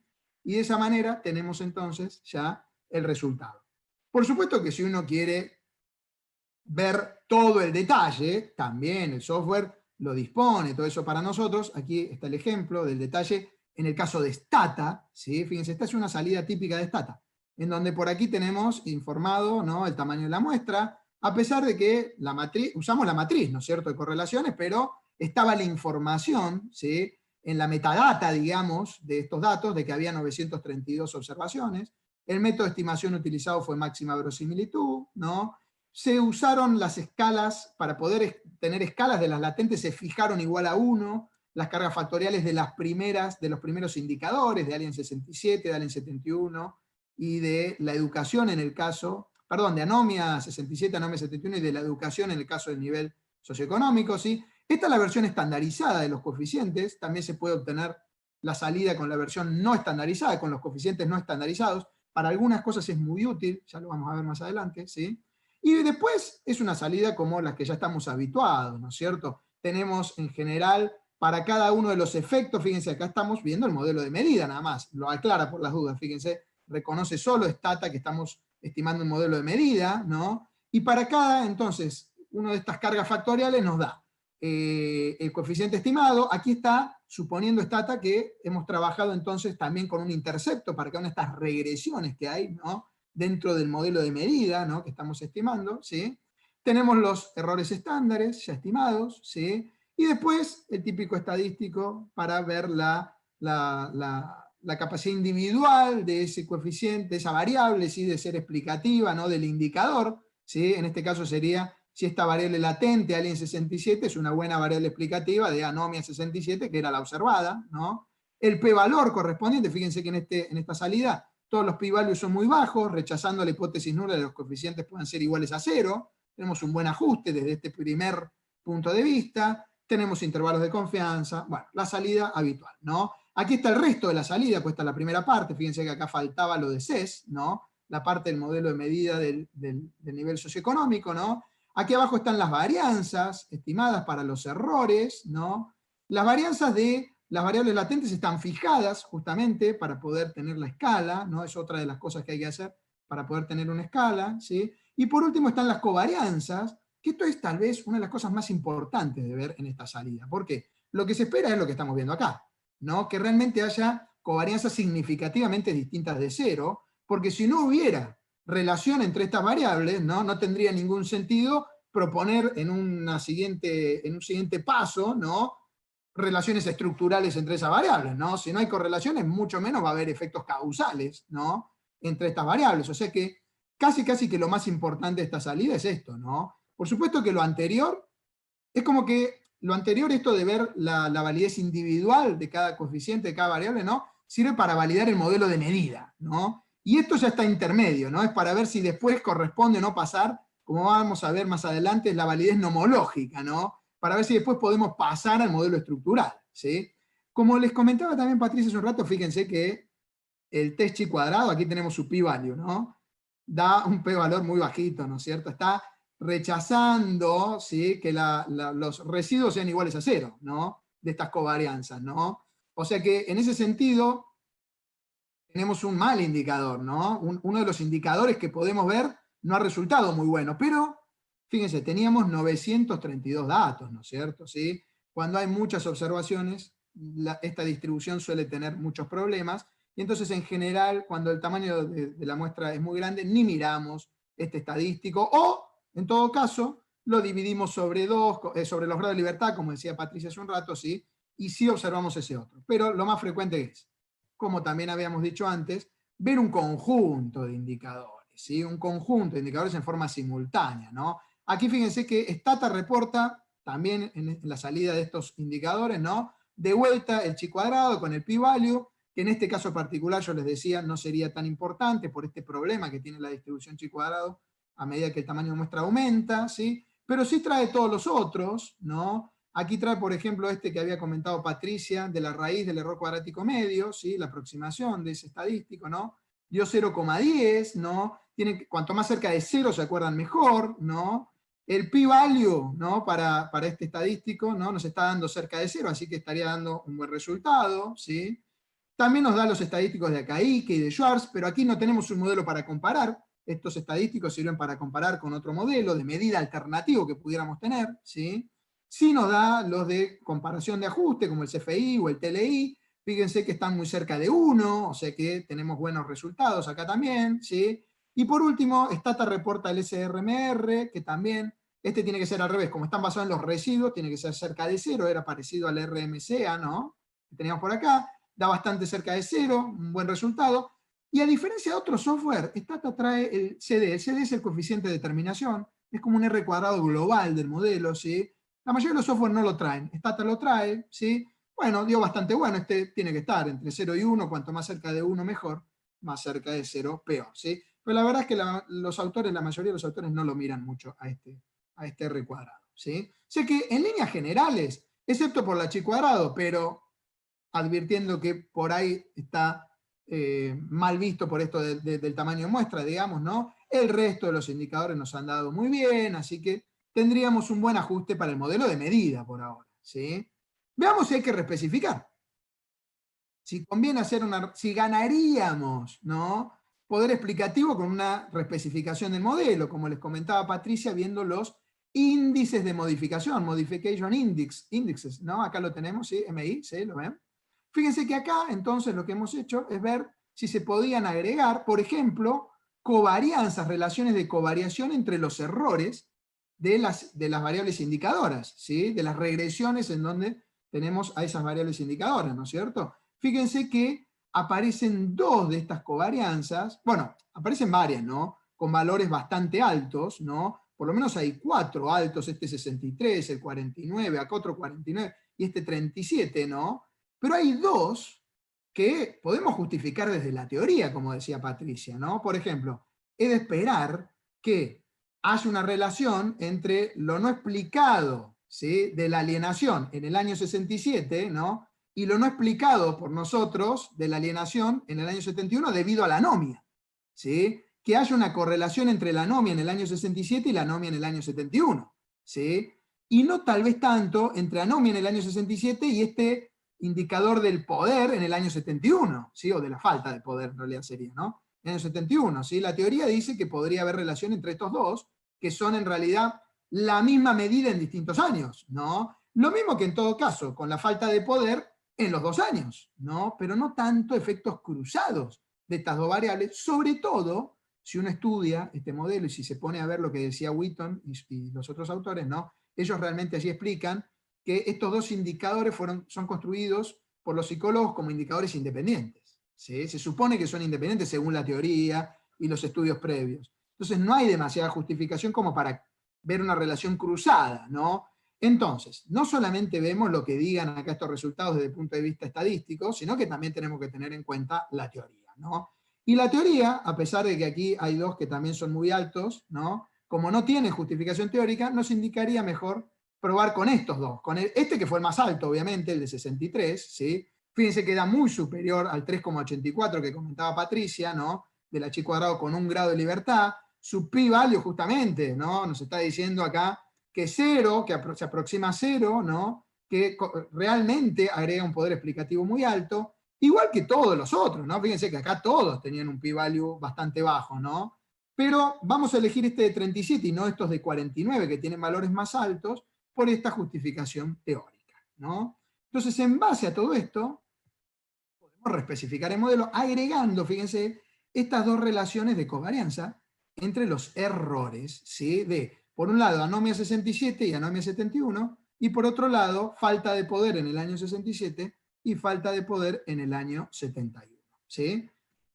Simplemente le pedimos borrar los coeficientes estimados al programa, agregamos estas dos curvas, ¿sí? Y volvemos a pedir que lo estime, y nos aparecen los coeficientes estimados, ¿sí? De todo el modelo de medida. ¿De acuerdo? Ahí están las covarianzas, entonces fíjense, punto 36 para el caso de los indicadores de anomia y punto 12 para el caso de los indicadores de falta de poder. Si uno quiere el detalle, también lo tiene. Me voy a concentrar solamente en los que hemos agregado, ¿sí? El resto es muy parecido a lo que vimos antes, ¿no? Fíjense que además de las covarianzas que teníamos, de las covarianzas que teníamos antes entre las latentes, ¿no? Se agregaron estas covarianzas entre los errores que hemos incorporado luego de reespecificar el modelo de medida, y observen ustedes, aquí están las covarianzas estimadas, no estas que vimos recién en el gráfico, no las estimaciones puntuales, y acá tenemos los p-values. Hay una que da muy significativamente distinta de 0, y otro no tanto, ¿no? Fíjense que tendríamos que tener un nivel de significación mayor a 0,10 recién, ¿no? 0,14, por ejemplo, para meterla adentro, ¿no? Pero con estas covarianzas uno no es tan estricto, ¿sí? No es tan estricto. Si está cerca de los niveles usuales de significación, ¿sí?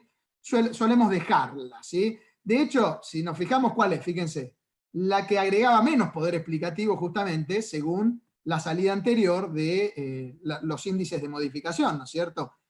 Pareciera todo bastante coherente, ¿no? Pero nosotros la vamos a dejar entonces, porque tiene justificación teórica suficiente, ¿sí? Y porque no está tan alejado de los p-values habituales, ¿sí? Ahora, si nos hubiera dado un 0,40, ¿no? Un 0,60, bueno, ahí sí obviamente no la dejaríamos, ¿no? Y quitaríamos y nos quedaríamos con la covarianza anterior, ¿sí? Fíjense que aquí, haciendo este cambio nada más, y a pesar del gran tamaño de muestra que tenía la chi cuadrado, ¿no? La base de datos, ¿no? Nuestro estadístico chi cuadrado ya nos da un p-value de 0,31, con haber agregado solamente estas dos covarianzas, ¿no? Bueno, pero así como antes no me confié mucho, tampoco me voy a confiar ahora, ¿no es cierto? ¿Sí? El tamaño de muestra sigue siendo grande, ¿no? Así que tampoco me voy a confiar ahora. Pero en general, el problema suele ser que suele tener esta distribución es que tiende a rechazar la hipótesis nula cuando el tamaño de muestra aumenta, ¿sí? Así que observar acá, que con un tamaño de muestra muy grande, ¿sí? No rechazamos la hipótesis nula, habla muy bien de esto, ¿sí? Porque a pesar de los problemas que tiene de convergencia la chi cuadrado, lo mismo lo han no rechazado el modelo, así que habla de una gran robustez de este modelo de medida, ¿sí? ¿De acuerdo? Bien. Entonces ya hemos logrado tener un modelo de medida bastante bueno según esto, ¿no? Y lo mismo podemos confirmar acá con ¿quién? Con los otros indicadores de bondad de ajuste, ¿sí? Fíjense que nos sigue dando el RMCA, ¿no? Muy bajito, lo mismo el SRMR, más bajo que antes, ¿no es cierto? Más bajo que antes. Mucho, ahora ya el CFI nos da igual a 1, como si fuera un ajuste perfecto, ¿no? Y el TLI, el de Tucker-Lewis, ¿no? 0,999. O sea que si uno los compara con los que veíamos antes, todos estos han mejorado, ¿sí? O sea que claramente este es un mejor modelo de medida que el que teníamos anteriormente, ¿no? Si uno probaba de vuelta la modificación de los índices de modificación, ¿sí? La salida del reporte Stata dice que ya no hay índices de modificación que mostrar, ¿no? Mayores que, bueno, menores que todos fueron menores a 3,84, ¿sí? Que ya no hubo mayores a 3,84. Stata tiene una opción que permite decirle, mire, si hay menores a 3,84, ni me los muestre, ¿sí? Y muéstreme solamente los mayores a 3,84, así que fue lo que vimos antes, ¿se acuerdan? ¿Sí? Por eso todos eran mayores a 3,84. Acá me está diciendo que ninguno superó ese límite, ¿no? Así que, en otras palabras, estamos diciendo que no haría falta ya volver a reespecificar el modelo de medida, ¿sí? Entonces, una vez que ya hemos tenido... Adrián, una pequeña interrupción. Sí. Hay una pregunta de cuántos grados de libertad quedaron luego de la modificación. Capaz que en la diapositiva anterior... Fíjense, acá se ve 4 grados de libertad tenemos, ¿sí? Tenemos 4, antes teníamos 6, ¿no? A ver, volvamos atrás, ¿sí? Aquí también estaba en la salida, lo habíamos dicho antes en una diapositiva, pero aquí también, fíjense que uno viendo rápido la chi cuadrado tiene 6, ¿no? ¿Sí? Bien. ¿Alguna otra pregunta había, Patricia? Se te fue el audio, Patricia. preguntaban eso, los grados que habían quedado, 6 menos las 2 relaciones de covarianza son los 4 que tenés acá en este nuevo modelo, digamos. Exacto. Creo que era esa la pregunta. Sí. Bien, bien. Les decía, una vez que uno observó eso, es muy importante analizar si también se cumple la consistencia interna de nuestro instrumento de medida, ¿sí? ¿Se acuerdan que ayer Patricia les decía, se puede usar, por ejemplo, indicadores como el alfa de Cronbach, por ejemplo, ¿sí? Pero el alfa de Cronbach tendría un problema acá, ¿cuál es? Es una buena medida cuando uno está analizando un modelo unifactorial, es decir, cuando uno tiene una sola variable latente. Pero acá tenemos en este ejemplo 3 variables latentes. En esto, la literatura lo que recomienda es usar medidas de fiabilidad compuesta, ¿sí? Uno de esos indicadores disponibles para fiabilidad compuesta es el coeficiente de Rykov, ¿sí? Que lo que nos dice acá, aplicado entonces sobre este modelo, es que tenemos un resultado satisfactorio para la escala de medida de la alienación en el año 67 y para la escala de medida de la alienación en el año 71, pero no para la escala de medida del estatus socioeconómico en el año 66. Este es un indicador que tiene como un mínimo aceptable en 0,70, ¿sí? Fíjense que este está por debajo, 0,49, ¿no? Entonces, aquí tendríamos un indicador, ¿no?, de que algo no anda demasiado bien, a pesar de que todo lo demás está bien, ¿sí? ¿Qué podría ser? Fíjense que no casualmente, el que dio un valor muy bajo, ¿sí?, de fiabilidad, ¿no?, es el modelo, el submodelo de medida, digo yo, el componente de nuestro modelo de medida referido al estatus socioeconómico, que habíamos nosotros cuestionado al principio, ¿se acuerdan? ¿Sí? Dijimos, es lógico suponer que una persona que el estatus socioeconómico determina al nivel educativo, ¿sí?, y a la categoría ocupacional que tenemos. No será al revés, no será un modelo formativo más adecuado que un modelo reflectivo, ¿sí? Esto puede estar siendo entonces un indicador, un indicio de esto que habíamos visto anteriormente, ¿no es cierto? ¿Sí? Y entonces conviene estar más seguros de esto, ¿sí?, y aplicar lo que llamamos un análisis de invarianza del modelo de medida. Patricia, te dejo a vos en esta parte. Sí, entonces el modelo de medida lo validamos de alguna manera a través de la fiabilidad y a través de lo que es la invarianza. ¿Y a qué nos referimos con la invarianza? En este caso, cuando una misma variable latente, que es en el ejemplo que estamos considerando, aparece más de una vez en el modelo, en el sentido que es la misma alienación, pero en un momento y en otro, o sea, tengo 2 momentos del tiempo, yo puedo tener la necesidad de querer comprobar, digamos, la equivalencia de su medición, es decir, que el concepto sea el mismo en el año 67 o en el año 71. También existe, digamos, esta mirada de la invarianza si tuviésemos, por ejemplo, grupos, ¿sí? Quisiéramos saber si un concepto es medido de la misma manera para un grupo o para otro grupo, y también se podrían hacer lo que se conocen como análisis multigrupo. Entonces, en este caso del ejemplo, lo que vamos a tratar de ver es si realmente en ambos momentos del tiempo estamos midiendo lo mismo, ¿sí? La alineación en el 67 y en el 71 son conceptos, digamos, equivalentes, ¿sí? Entonces, para esto uno podría comprobar, digamos, esta invarianza a través de distintas etapas o considerando distintos niveles, ¿sí? Por un lado, uno puede mirar la invarianza de forma, por otro lado puede mirar la invarianza de cargas factoriales, etcétera, ¿sí? O sea, lo que va a tratar es de que este concepto mida lo mismo para este ejemplo en 2 momentos del tiempo, ¿sí? Entonces, de esta manera, si logramos probar que hay invarianza y que el modelo, digamos, luego de que probamos la invarianza, sigue reportando buenas medidas de bondad de ajuste, entonces porque ese modelo va a ser, digamos, adecuado para este conjunto de datos. Adrián, pasa a la siguiente.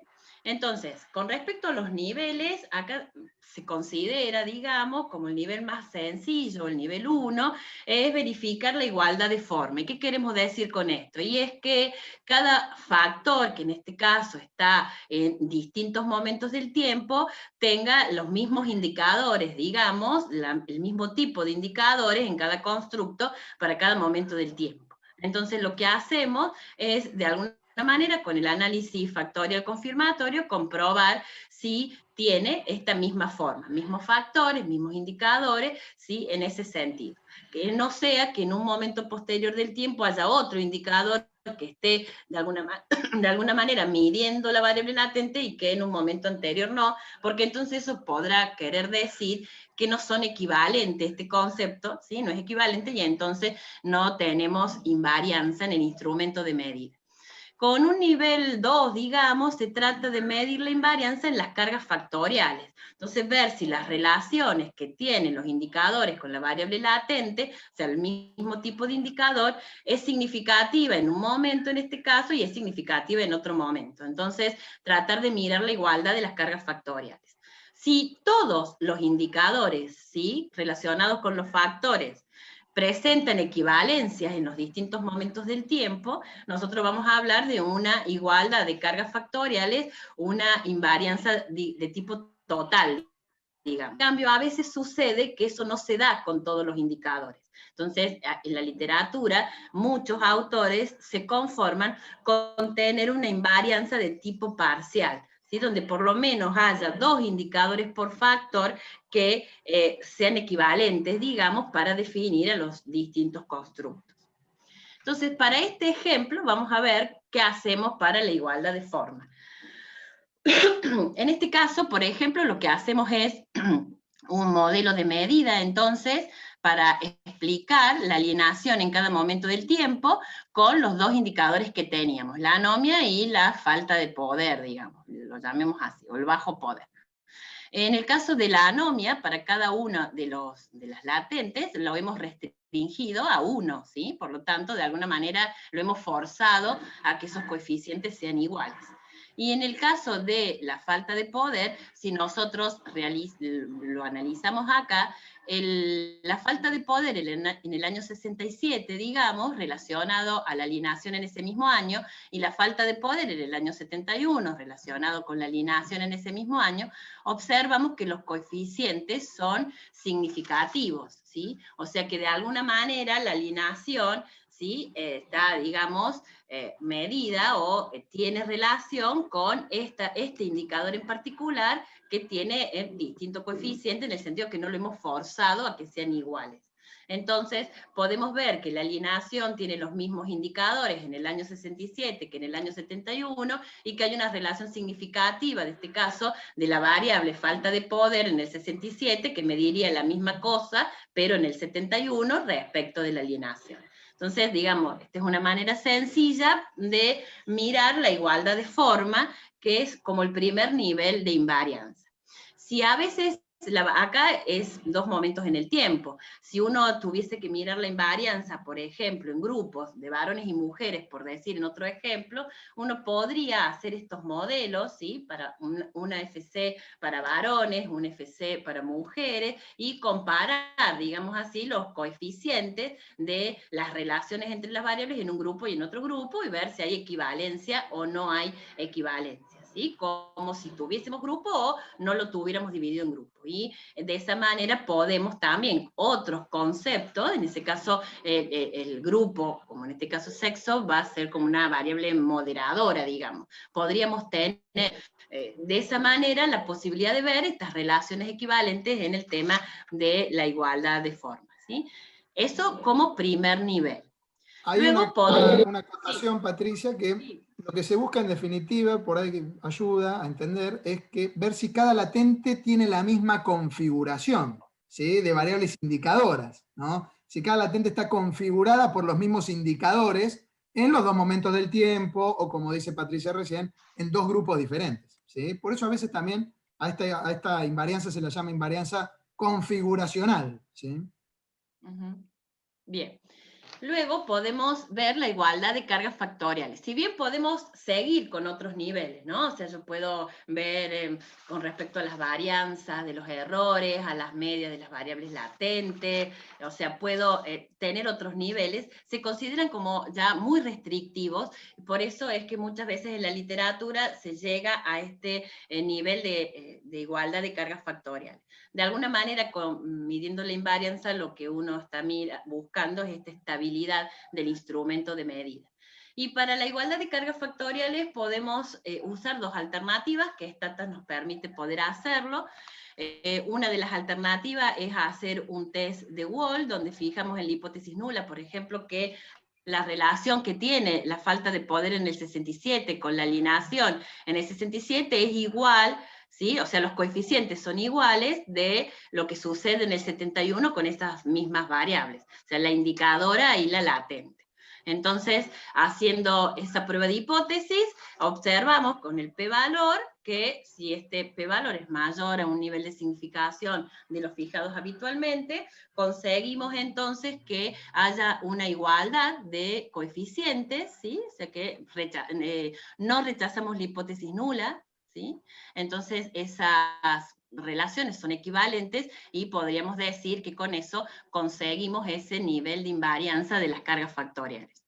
O bien, como segunda alternativa, lo que podemos hacer es restringir las relaciones entre esta variable de falta de poder y la alineación a que los coeficientes sean iguales. Observen ustedes ahí que al restringir que sean iguales, el modelo lo ha estimado como 0,95, 12,34 a los dos iguales, ¿sí? Entonces, vemos las medidas de bondad de ajuste en este nuevo modelo con esta restricción incorporada, y en ese caso vemos si el modelo ha mejorado digamos, las medidas de bondad de ajuste. Podríamos considerar no solo probar la igualdad de cargas factoriales, sino que quedarnos con este nuevo modelo, ¿sí? En el sentido de que ha mejorado las medidas de bondad. Fíjense que esto que tienen ustedes arriba, bueno, que acá está repetido en el renglón de la igualdad de formas, está el valor del H cuadrado, los grados de libertad, el p-valor que había dado 0,31 y las medidas de bondad de ajuste, ¿sí? Que lo teníamos planteado, y luego en este nuevo modelo donde hicimos esta restricción, volvemos a encontrar, digamos, el valor del H cuadrado, los grados de libertad. En el cuadrito, entonces, pasarla a la siguiente, a esta, lo tenemos en ese segundo renglón de igualdad de cargas, ¿sí? Que de alguna manera hemos confirmado relaciones significativas en estas que hemos restringido iguales, o con el test de Wall que hicimos, cualquiera de esas dos alternativas, y podemos observar que, de nuevo, el p-valor dice que no rechacemos la hipótesis nula, como que estamos ante un modelo adecuado, y las medidas de bondad de ajuste han mejorado un poquito, ¿sí? En algunos casos se han mantenido y en otros, por ahí, en este 0012 del RAMSEA, un poquito más chico. En el caso del SRMR es un poquito más grande, pero siempre está dentro de los rangos de referencia. Entonces, podemos ver que no se ha producido con esta invarianza en las cargas factoriales una pérdida significativa en estas medidas de bondad del ajuste, ¿sí?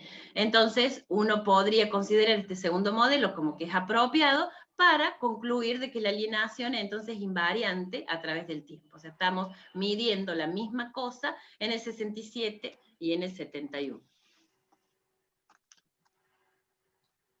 Bueno, en función de esto, ¿no es cierto? Dado que en principio tendríamos un buen modelo, excepto por ese indicador en rojo que tuvimos de Raikov, ¿sí? ¿No es cierto?, de fiabilidad compuesta, que por ahora vamos a omitirlo, ¿sí? Estaríamos en condiciones de pasar a la segunda etapa de Anderson y Hervin, que es plantear el modelo completo, ¿no es cierto? Reemplazando entonces las relaciones de covarianza por las relaciones entre las latentes, ¿no es cierto?, por las relaciones estructurales, las dadas por la teoría, ¿sí?, que teníamos presentadas en el modelo original, ¿sí? Si hacemos eso, entonces, en el propio diagrama, aquí tendríamos el resultado. Fíjense que simplemente eliminamos las curvas que representaban a las covarianzas entre las latentes y las reemplazamos por estos caminos estructurales. Pedimos estimar el modelo, y nos arroja aquí entonces los coeficientes estimados, ¿sí?, para esta parte estructural del modelo, además de también los coeficientes del resto, ¿no? Aquí está la versión no estandarizada, ¿sí? Fíjense que aparecen los unos en las cargas factoriales del modelo de medida, ¿sí? Que reflejan cómo fueron medidas a su vez las variables latentes, ¿sí? En el nivel detallado, digamos, de la salida, podemos observar que los p-value, ¿sí?, de estos coeficientes estimados de la parte estructural, fíjense que ahora a la parte del modelo de medida que ya teníamos de antes vista, ¿no?, se agrega la parte estructural del modelo, ¿no? Y en esa parte estructural, les decía, tenemos los p-values que dieron todos muy aproximados a cero, indicando que realmente estos coeficientes son significativamente distintos de cero y que tenemos un buen modelo estructural, ¿no es cierto? ¿Sí? Este es lo primero que uno vería de la parte estructural, que sus coeficientes resultaron significativamente distintos de cero. Esta es la segunda parte de la salida, que se parece mucho a la anterior, porque está referida en realidad al modelo de medida, ¿no?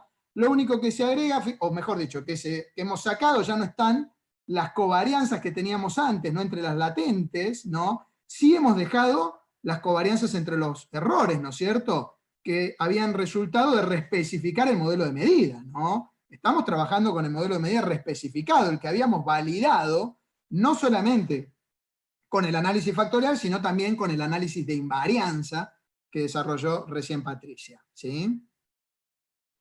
Los indicadores de bondad de ajuste, como recién comentábamos, dan muy positivos, ahora incorporando también la parte estructural, ¿no? La parte del modelo chi cuadrado sigue dando los mismos resultados de antes, no va a cambiar eso. Fíjense que ahora entonces nos fijamos acá, da muy bajito la raíz del error cuadrático medio, ¿sí?, igual a 1 el CFI, casi igual a 1 el de Tucker-Lewis, ¿sí?, muy bajo también la raíz estandarizada, ¿no?, de la media al cuadrado de los residuos, ¿sí? O sea que tenemos también un buen modelo estructural, ¿no?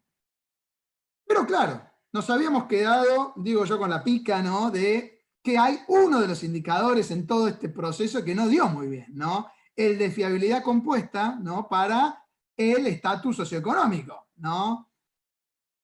¿Qué hacemos en esos casos, ¿no? Yo lo que haría sería reespecificar, probar un modelo alternativo, ¿no es cierto? ¿Sí? ¿Cuál sería el modelo alternativo? Hemos llegado a un modelo bueno. Recién vimos que, excepto por eso de la fiabilidad compuesta, en el resto, el modelo es muy bueno, ¿sí? De paso se ha dicho, hay algunos autores que ni miran la fiabilidad compuesta, ¿sí? Ni miran eso, ¿no? Están tan focalizados, muchas veces también porque utilizan modelos de medida, instrumentos de medida ya validados por estudios previos.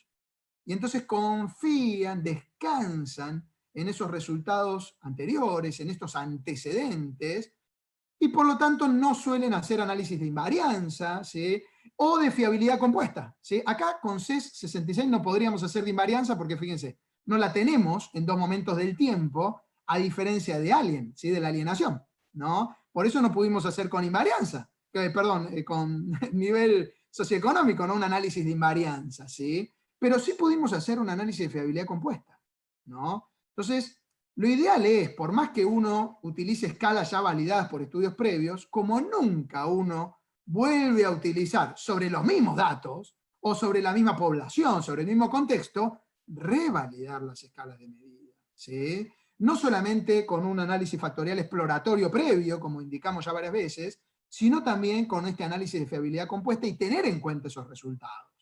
En función de eso, es que, en este caso, lo más aconsejable sería probar un modelo alternativo a este que, excepto por esto, habíamos encontrado como satisfactorio, ¿sí?